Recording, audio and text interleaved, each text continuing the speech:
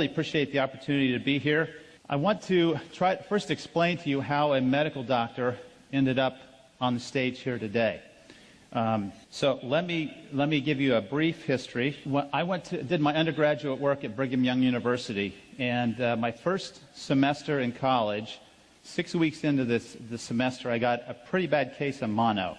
And so I was in bed in my dorm room for about 6 weeks, missed a lot of classes. The end of that semester, my grades were not that good. At the end of the first year, I went to the pre-med advisor because I wanted to be a doctor right from the get-go.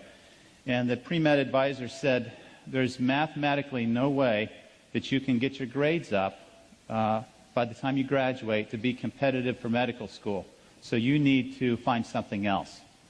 Now, that was probably the first major mistake of my life, was let somebody else dictate my belief systems.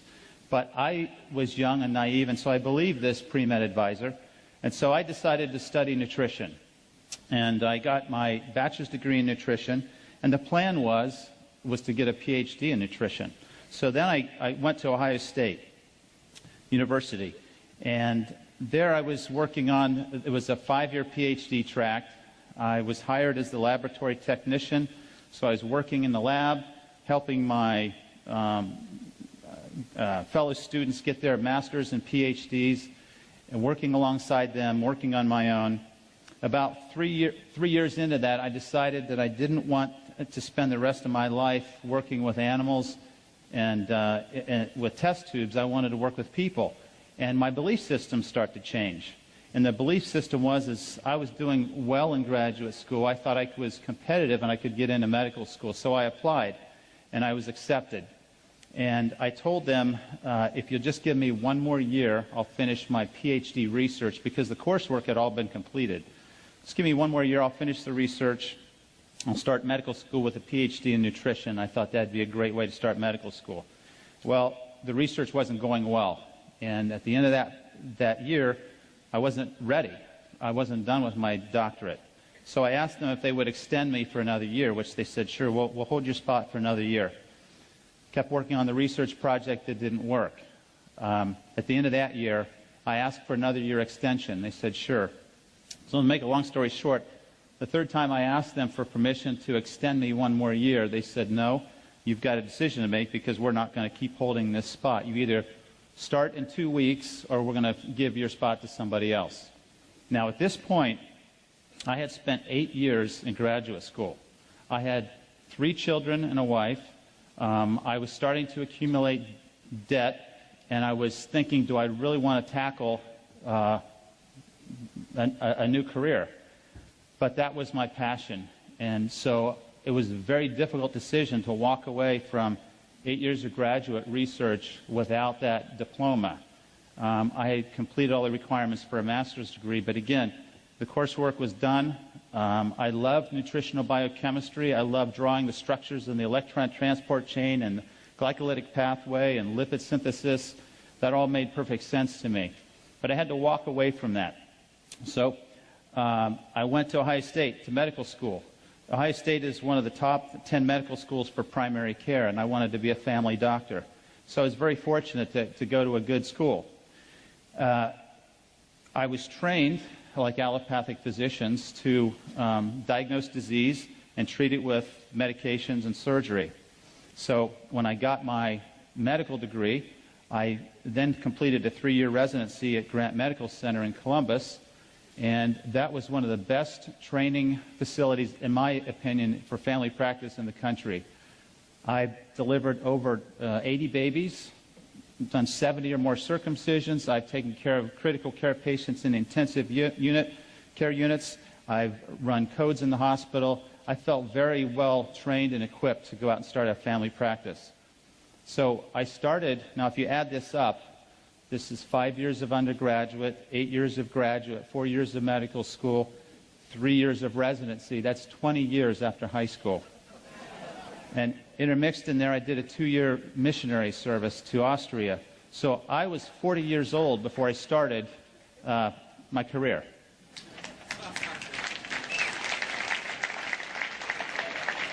And that's not to brag about my intelligence. the message there is I'm very persistent and very determined, and my wife put up with an awful lot through those 20 years. I went to a small community in Northeast Ohio to begin my medical practice, armed with my prescription pad. And within about 2 years of seeing common diseases, I thought, this is crazy. I'd forgotten all that nutritional biochemistry, but then I realized high blood pressure, heart disease, diabetes, acid reflux, these are lifestyle issues. If I could just educate my patients on how to live a healthier lifestyle, they wouldn't need all this stuff. So I tried to do that, but I'm very generous with my patients. I give them 15 minutes for a visit. A lot of physicians only give you 7 minutes, and that's just a tragedy. So my 15-minute visit with a patient was extending into 45 and 60 minutes as I was telling them about the nutrition and the exercise physiology that I learned. And before I knew it, I was an hour and a half behind in the office, and nobody was happy. So as a result of my desire to educate patients, I developed a program, a wellness program. It's a 12-week program, and it's about 6 weeks of nutritional information, 3 weeks on exercise, a couple classes on disease prevention, and it's really about self-healing. And this, I was fortunate to get a government grant to fund this through Health and Human Services. I'm really proud of this program. It's 12 weeks. We've had over 1,600 graduates of the program. After each class, we get a critique, and we find out what people are thinking and how they feel about the information, and they've taught me a great deal. This is the lay public. I've learned a lot about what people want in wellness. I believe that the body is designed to heal itself, and everything that I've spent my life doing has supported that. Now, this morning, I always get a little bit anxious before I'm speaking to a large group. This morning, I knelt down, and my prayer was, help me to help this group understand one thing, that you have a body that is a self-healing, miraculous temple, and that if you will take care of it, it will last you a long time and allow you to really live a full life.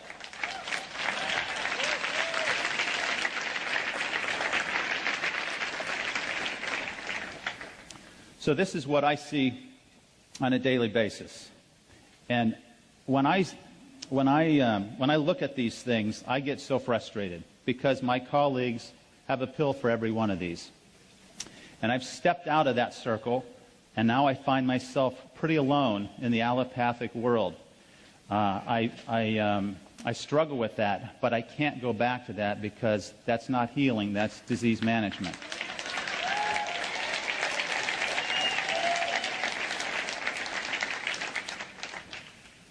I think most of you know this. Heart disease is the leading cause of death. Cancer is number 2. You would have probably guessed one of those 2 to begin with. What do you think is the 3rd leading cause of death? Allopathic medicine. Well, right on. We are dangerous people. You need to stay away from hospitals and stay away from allopathic physicians. Now, I don't want to be too critical of my colleagues because they've invested a lot of time. They do save lives, but I think we've been misled. And I think it's the pharmaceutical industry that has misled us. Okay, so there's the leading causes of death. Now, if you look at how doctors and the healthcare system kills us, this is how it breaks down. Now, this is old data. This is 9 years old, most of these studies. And I can tell you that we've gone to a lot of measures to reduce these numbers. But the one number that we haven't really impacted is the adverse effects from drugs. I think as I'm in the hospital taking care of patients, and I will admit someone from a nursing home who's sick, the nurses will hear me say 3 or 4 times a week, it's a thought that comes out, what are we doing to these people? Because they're on 20, 25 medications. You take them off the medicines, they start to wake up. You measure their nutritional status, and you find they're very deficient. And so we have completely missed the mark in allopathic medicine. Let me show you how we're trained and what we do as a result of our training. We prescribe 20 billion drugs a year. The average number of drugs per visit is 2. 71% of office visits end up in a prescription, and the most frequently prescribed class is antidepressants. Now, you heard Dr. Allen talk about depression and brain chemistry. It's my opinion that about 10% of people who have anxiety and depression have a condition that medication has a role for. Most of the time, a healthy, balanced lifestyle will correct these problems. And in that lifestyle, of course, is the water. When I came across this slide, I was really upset. This is what the pharmaceutical industry is doing to all of us and to allopathic medicine. These are the big sales winners. Now, this is old data. It probably hasn't changed too much, but look at the profit margins that are made on these drugs. Now, I've highlighted in yellow drugs that are used to manage diseases and not cure them. These diseases, high cholesterol, acid reflux, depression, anxiety, high blood pressure, are for the most part diseases that a healthy lifestyle would reverse. And here we are giving them a pill for every condition. It's completely wrong. If you look at the expenditures, per capita healthcare expenditures in the U.S. compared to selected countries in 2006, you can see that we spend on average $6,500 a year per person on health care. In 1960, 5% of the gross domestic product was spent on health care. In 2007, it was 17%. 2017, it's predicted to be 20% of the gross domestic product on health care. So if we're spending that much money, are we getting healthier? Absolutely not. We are number one in responsiveness. We have the best EMS services in the world. We know we spend more money than anybody else. We rank number 37 in performance, number 72 in health, compared to 191 countries from the World Health Organization study. There's a problem here. This is terrible. We have to impact health in a positive way, or it will destroy our economy and destroy our health and our future. Now, I'm going to give you 3 hours of lecture in one slide. In 1900, we had the Industrial Revolution. And what happened was we were trying to feed people who were moving into cities away from the farm and the rural areas. So in order to do that, we had to find a way to preserve and prolong the shelf life of foods. So we developed some technology to be able to change the food to do that. And once we developed that technology, and the first one we did was the enrichment process, where we took the germ out of the whole grains. What happened was by the 1940s, we had nutritional deficiencies. So rather than add all of those back, we added 4 of them back. And that's what you see when you read a label that says enriched bread. It's enriched with 4 of these that are deficient and not all the other ones. But this was an act of Congress. By the 1950s, we were heavily promoting animal products, meat and milk. By the 1960s, we had the growth of fast food chains and diet pills. So our mindset's starting to shift. Give me a quick fix. By the 1970s, the food pyramid was designed to educate America that fats were bad and that we had to get them out of the diet. Well, fats are still bad if they're the wrong types of fats.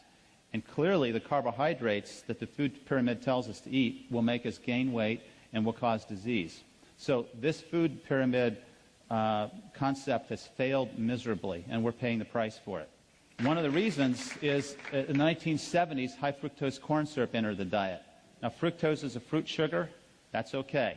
We should have 3 or 4 servings of fruit a day. 2 to 3, I'm sorry, no more. High fructose corn syrup is unnatural. It's a syrup with too much fructose. It stimulates the feeding center in the brain. This is the primary cause for obesity in the United States. And if you look at the obesity graphs, you'll see that they just accelerate almost exponentially starting in the 1970s when high fructose entered the diet. The other problem is trans and hydrogenated fats. These are not found anywhere in nature. The only place you will find a trans fat is in one of the stomachs of ruminating animals.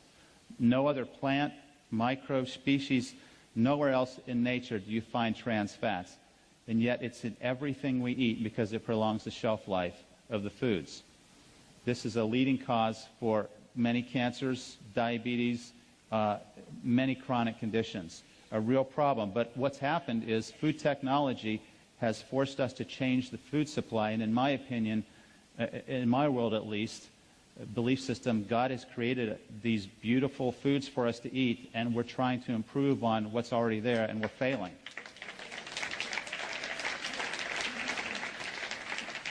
And we have microwaves, and if you haven't done this experiment, I encourage you to try it, what that type of energy will do to the antioxidant capacity of the water, and you will be afraid to use the microwave in the future.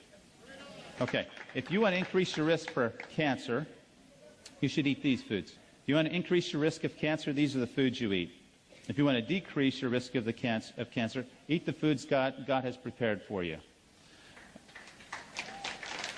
This is really not hard. The best food that you can find in a grocery store is on the perimeter. Spend your time in the produce aisle. If you look in the center of the grocery store, it's going to be packaged, processed foods. They're going to be altered, modified, and nutritionally depleted. You want to stay away from those foods. Okay, a third of you are going to die from heart disease. A third of you are going to die from cancer. That's pretty, when you start thinking about that, we could go down the row here and start asking, well, how are you going to die? Because it's going to be one of these two. Heart disease, cancer, two leading causes of death. If you want to prevent heart disease, it's a healthy lifestyle. Now, there are going to be people who, despite doing everything they can, are going to have high blood pressure. They need medicine. There are going to be people that, despite everything they can do, will have high cholesterol and diabetes. They need medication. But more often than not, a healthy lifestyle would reverse these diseases. And this is a really impressive slide. Several studies were done, large studies, looking at the effect of lifestyle changes in chronic diseases. And the conclusion of these studies was that 91% of diabetics have a condition that a healthy lifestyle would reverse or prevent. 82% of people who have heart disease have a condition that a healthy lifestyle could prevent. 70% of strokes are preventable, and 71% of colon cancer. I personally believe that colon cancer is about 95% preventable with a healthy lifestyle. But yet, what are we doing? We're accepting that this is how we're going to live the remaining years of our lives, and it's a tragedy. Sometimes in our quest for wellness, we fail to see that we are the answer. Okay, here's what I believe. One of my core beliefs is that the body is designed to heal itself. We have all these systems that are there to help us take the nutrition in that we eat and circulate it, use it, and then excrete waste. It's a perfectly designed, well-orchestrated, beautiful, again, temple that we've all been given. A couple things about the cell that I think are absolutely phenomenal. It has its own unique machinery to repair and heal itself. Millions of DNA repairs occur every second in our bodies. Every day, 10,000 free radicals attack the DNA of every cell of our body. As it's sitting here right now, free radicals are trying to destroy you. But you've been given this beautiful temple that can heal itself and can find these, correct them, and repair itself. Each cell contains its own set of organs. They're called organelles. And there's a fascinating story here about the cells that I don't have time to go into. But it's a lesson of harmony, balance, order, and interdependence that can be applied at a much broader level, even for us as a human organism. The cells sense and respond to their environment. And the way they do this is through the redox potential. You guys know this. You're measuring ORP. The cells measure the ORP, and they respond. When there's a change, when it goes more positive, it signals an imbalance. It signals stress. And it initiates cellular repair. The cells communicate with and warn each other. And then finally, all proteins, lipids, and nucleic acid or DNA interact with water. So certainly, it's critical that you present it with the best type of water there is, and we all know which one that is. A couple lessons from nature. I think if you go out and study nature, there's so much that we can learn. Stress and recovery is one of the lessons that nature can tell us about. We're designed to adapt to short-term stress, not chronic. So the acute inflammatory response is to help us heal. Chronic inflammation causes degeneration, aging, and diseases. We want to stay away from chronic stress. And then examples of this lesson of stress and recovery is the earth. I look at the earth as a living organism. And what does it do? It revolves, it has a rest period, and it has an active period. It's very predictable. There's a day and a night. We need to learn from that lesson. We need to get enough sleep. We need to exert ourselves in the daytime and recover in the evening.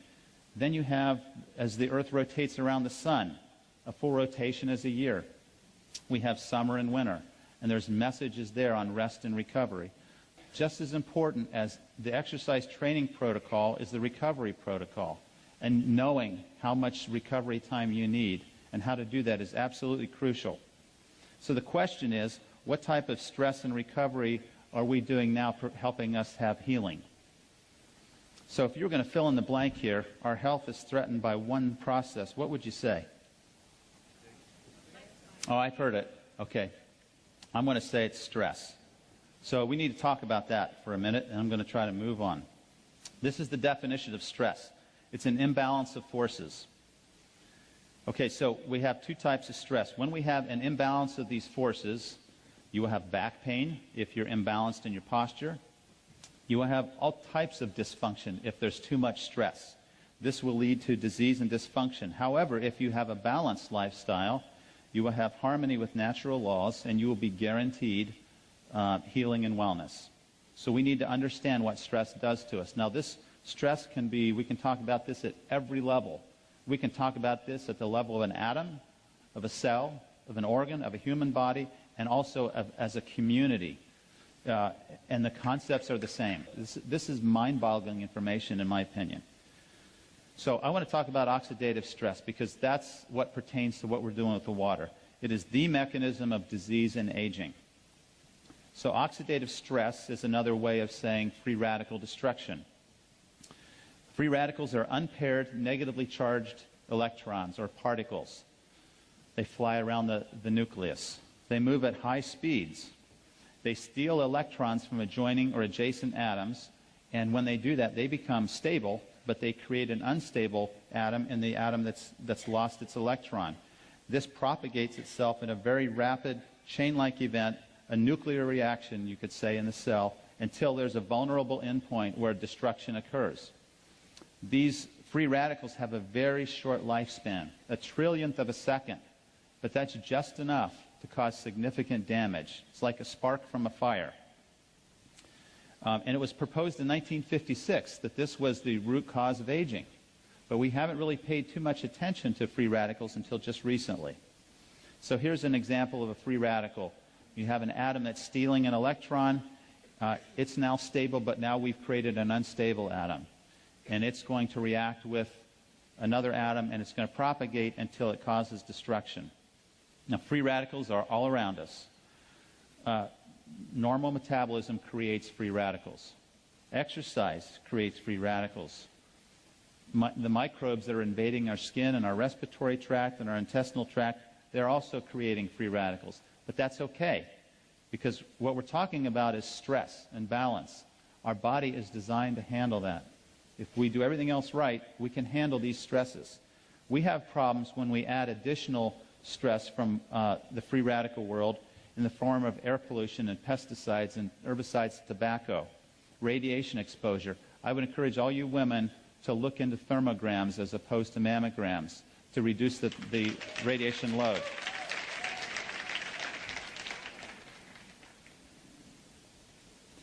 Drugs, alcohol, and medication. Any pill you put in your body is going to be absorbed, go through your liver, and your liver is going to check whether or not that belongs there or not. And if it's synthetic, the liver is probably going to try to destroy it to protect you. And some of us are really making our livers work overtime by the things we're taking in. Then we have dietary sources of free radicals. We have the hydrogenated fats, and we have high sugar diets. These are significant loads that we've put in our bodies over the last several years. Stress is an emotional response. Stress causes cortisol. How many of you would want to take 10 milligrams of prednisone every day for the next 20 years? Do you all know what that does to you? Suppresses your immune system, makes you gain weight, accelerates the development of cataracts and osteoporosis. But we get the same stress from cortisol very similar molecule to prednisone, and if we have repeated stress, it can affect our bodies in much the same way. And then finally, injury and trauma can be sources of free radicals. So in the medical world, we don't say free radicals because we want something fancy. We say reactive oxygen species. And you have to practice saying species. That's a hard one. These are the terms that you'll see in the medical literature. These are the different types of free radicals. They have a positive oxidation reduction potential. They are oxidizing. There is some good that comes from free radicals. They are part of the immune process that is generated to fight off infection. If we're going to kill bacteria and funguses and viruses, we're going to use free radicals that our white blood cells generate to do that. So perfectly orchestrated, well balanced. Free radicals are a byproduct of ATP synthesis, which is what fuels every cell of your body.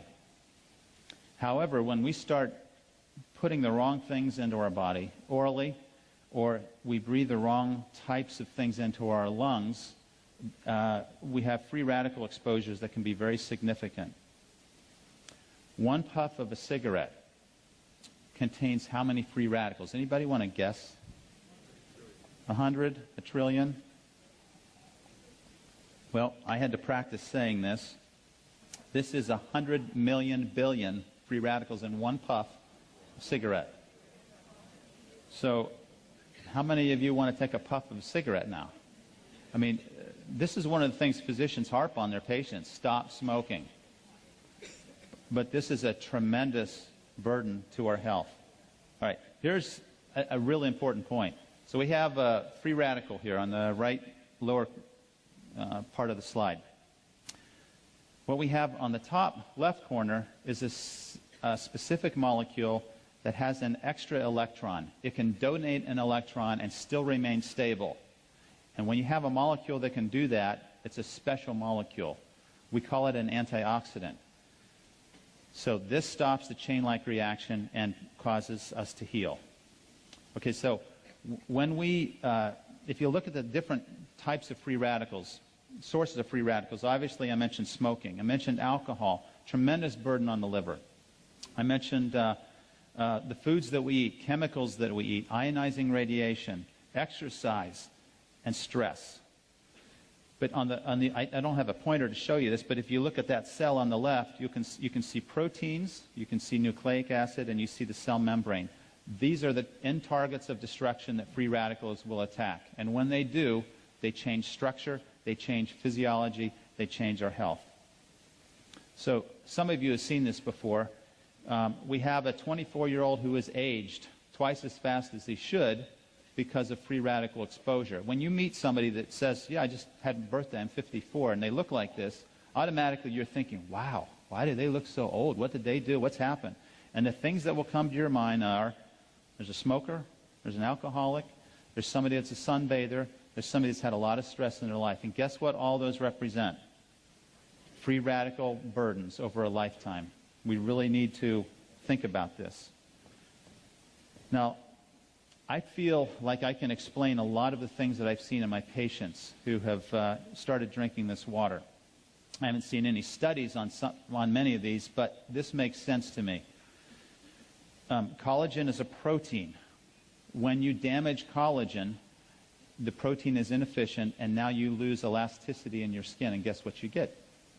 You get wrinkles. When you damage the elastin in a blood vessels stretch and contract. When you damage that protein, elastin, it won't stretch anymore. And as the blood squirts through that tiny opening, it doesn't stretch. Guess what happens to the pressure inside the artery? It goes up. So by the time you're 65, you have high blood pressure that you've never had. And you say, I don't believe I've had it, doc, because I've never had a problem with it. Well, after this many years of this type of lifestyle, you're going to have free radical destruction of that protein, and you're going to end up with hypertension. 2/3 of Americans who are senior citizens have this. When you damage the intimal lining of the arteries with free radicals, this is one of the propagating events of the atherosclerotic plaque. When you damage the DNA, you can have mutations and inefficient repair processes. You can also damage the insulin receptor, which is a protein that sits on the surface of the cell. And the insulin receptor has to bind to insulin. If it can bind to insulin, that's the trigger that opens the door for sugar to go into the cell. If that protein is oxidized, it will change its conformation and be dysfunctional. Now it can't recognize insulin, and the sugar doesn't go in the cell. We have insulin resistance. So guess what happens when you take antioxidants and, probably more importantly, use an antioxidant-rich water? Guess what can happen to diabetics who drink this faithfully? Their sugar improves, and I've seen that. Okay, so here's nature's prescription against free radical damage. We need to start with natural foods, raw foods. We need to be chewing as much as we can to activate the enzymes to start the digestive process early. All right, cellular antioxidants. This is the cool part for me, because this is all built in. We all have this when we're born. The cell membranes protect themselves with antioxidants, particularly vitamin E and beta-carotene. Outside the cell, our cells are protected in the blood system in particular with vitamin C and glutathione. These are antioxidants that protect the blood and the extracellular matrix. Inside the cell, we're protected by glutathione, and Dr. Allen had a picture of glutathione up here. It's an amino acid analog, vitamin C, and selenium. A lot of you are taking CoQ10. It's a great antioxidant. It's in every cell of your body in the mitochondria. If you take a cholesterol medicine, that should be part of the prescription, because cholesterol medicines will deplete CoQ10. Cellular antioxidants are listed here. So we have all these antioxidant systems to help us achieve this balance, and they can even regenerate themselves. If we get enough of these vitamins and minerals in our foods, we can regenerate some of this oxidative stress that's developing. Here's a list of foods that show you the oxygen radical absorbance capacity. It's a different set of units, but basically it's referring to the ability of these foods to act as a free radical scavenger. These are some of the most potent foods in terms of their effects on reducing cancer and oxidative stress. If you group these together, what you'll find is that berries and beans are some of the best groups of foods to help to provide you with antioxidant protection. So these types of foods need to be pretty heavy in our diet and should be foods that we eat on a regular basis. In addition, I personally believe that there's a role for nutritional supplementation, and I recommend many of these. There are some excellent herbs, there are supplements, and again, there are enzyme systems, and these enzyme systems require trace elements. Guess what happens when your diet is loaded in processed foods, enriched flours? Guess what you don't have in the typical American diet? You don't have adequate selenium, manganese, and zinc. So these antioxidant systems in your cells are starving for the cofactors they need to perform their job, and now they're inefficient, and you're leaving your cells vulnerable to disease. Okay, let me just briefly talk about these different levels of stress, because there is acidic stress, and that's a precursor to oxidative stress. The blood pH range is from 7.35 to 7.45. Acid is a byproduct of cell metabolism and repair. So just day-to-day metabolism produces acid. So what do we have to do with that acid? We have to get rid of it. And most of the acid we urinate. And so our urine will be slightly acidic because our body's doing what it should be doing. It has to retain a relative state of neutrality, or we will have problems. So we have buffering systems. In fact, there are 3 buffering systems in our body. And this brings out the point that it's crucial that we have a buffering system, because we cannot handle high levels of acid or high levels of base. We have to stay within that narrow range. So, from a medical standpoint, if you talk to your doctor about the pH capacities of Kangen water, this is what they're going to think of, because this is in the textbook that we all learn. And I'm going to just say that this is important, that at some point you have to respect where they come from.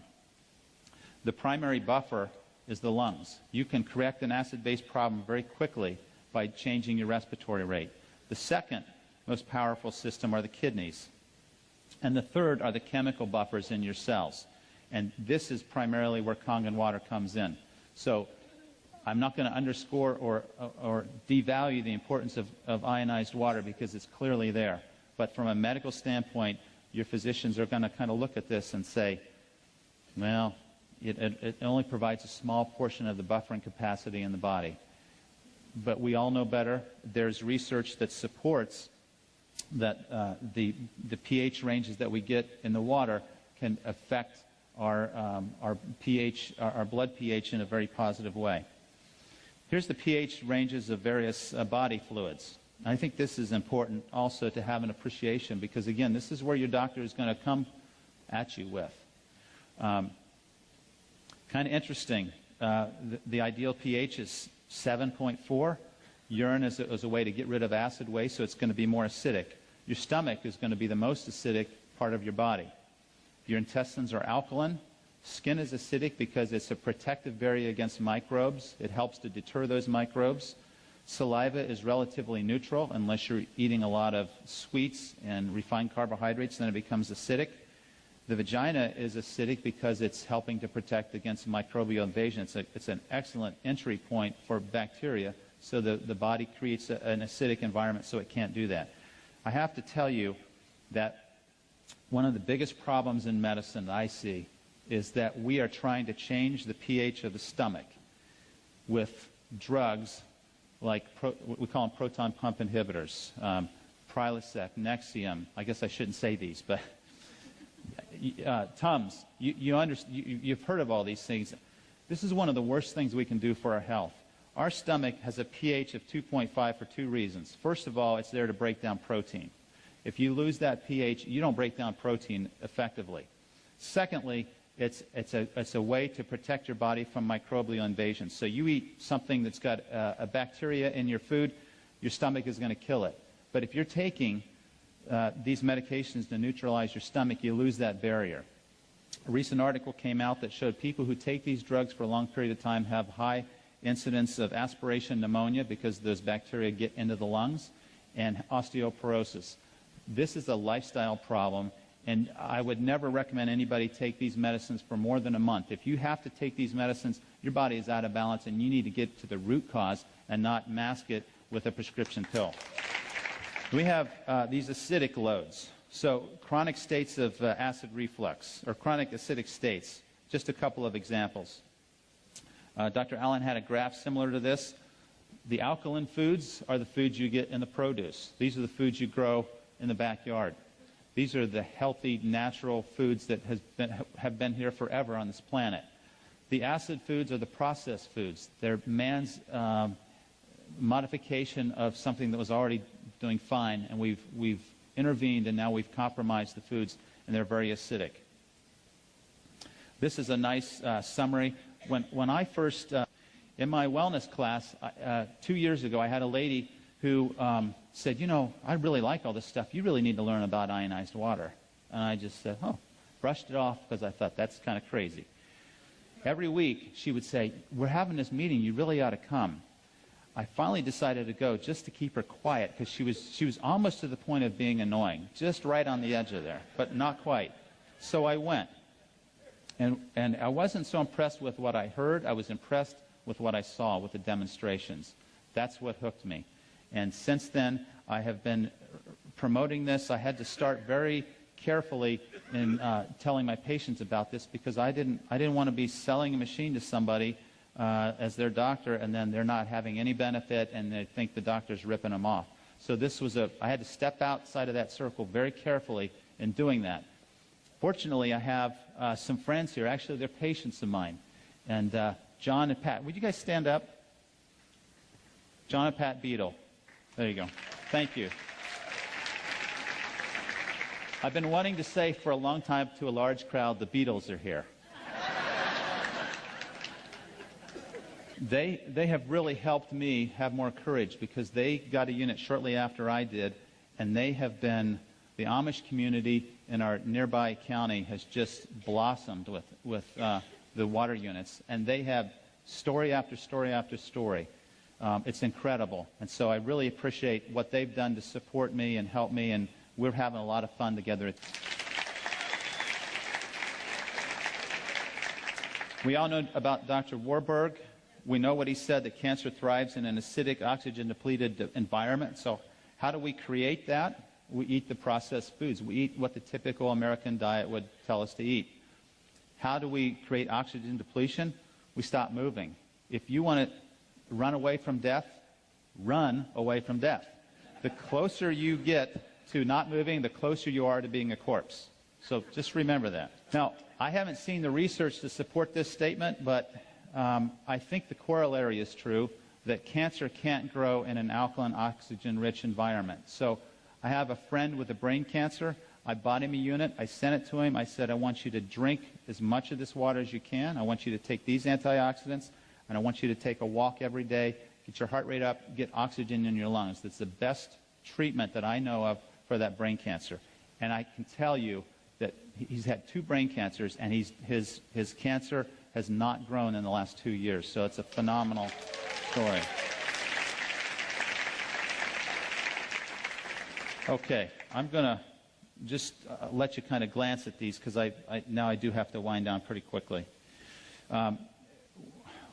We dehydrate pretty easily, and I'm very dehydrated now. When we wake up in the morning, we're dehydrated. You need 20 ounces probably of water first thing in the morning. And for me personally, my health is pretty good. When I started drinking the water, I felt so energized in the morning.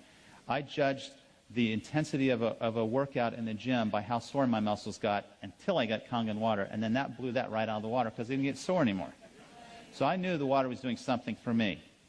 Okay, there's dehydration states. There's evidence for microclustering.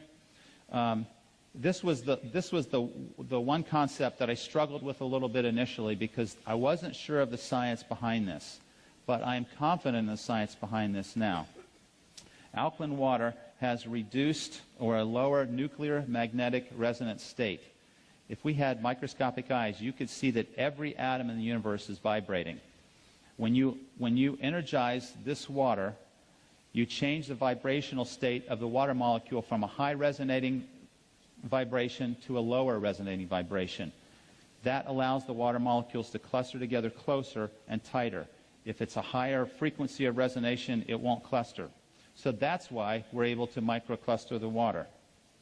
Okay, so let's see. Lower surface tension, we can measure this. And again, this is reported data. So for a physician who likes to see the evidence, it's there. Here's the hexagonal or ionized water. So this is the frequency of those vibrations. A much lower frequency, the molecules can, because they're polar, they can get closer together and cluster. Okay, we all understand the chemistry. Let me just try to skip to the end here. We talk about the ORP. Okay, there's evidence of internal benefit. And I don't know if this, I think Dr. Allen alluded to this article earlier, that electron-rich water has a high pH and significant ORP, and it has been shown to protect the DNA from damage due to free radicals. Here's an article on the anti-cancer effect of water where they injected mice with melanoma cells. Melanoma is a very fast-growing cancer of the skin. They injected it into their bellies and under their skin. They gave one group alkaline-rich water, another group tap water.